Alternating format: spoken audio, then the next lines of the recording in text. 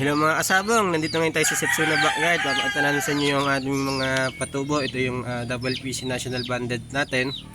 Bagong pungo sila. So ito is anak ng matanda nating inahen. So medyo okay pa yung nilalabas niya. Mataas-taas pa ng konti yung bihis, yung taas niya. So yung inahen natin, ito yung binabanggit namin sa last video na matanda na ang kwento ng lolo ko is imported daw na white leg siya, the brown.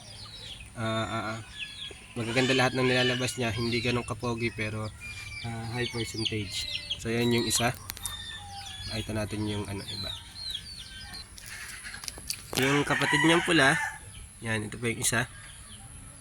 Medyo napasabit lang, ayan, nasa scratch pen ngayon. So makikita nyo mahaba talaga ang yan, mga buntot, magandang mga lawi.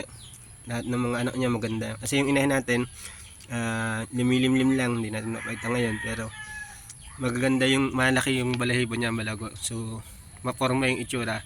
Kaya lang dark red siya and white leg. So yung uso ngayon, 'di ba, mga kulay sweater, ponkan. Kaya hindi masyadong gusto ng mamili. Pero ito hindi naman natin to pinagbibili, personal lang natin to for breeding purposes. So yan. Yan yung kapatid. By the way, may kapatid siya sa inahin na talisay. Talisay yung ginamit nating broodcock. So ito din, white leg din. Same yan, kapatid niya yan. Kapatid din niya sa inahin tong ating 5 times. So ito yung isa. Yan, medium to high station din. Bata pa yan pero early maturing sila. So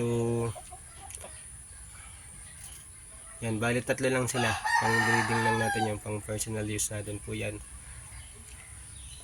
Yan, magaganda yung nila, performance, maayos ang katawan, maganda yung madalas may lumalabas na puti sa pakpak nila. So yun yata yung lahi nung inahin natin.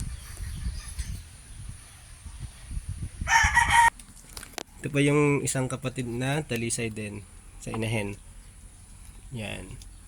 So anak din yun ng matandang inahin natin. So makita nyo medyo mula, ayan, medium to high station. So paano mga kasabang, ganito na lang kami at saka abangan nyo kami sa next video namin.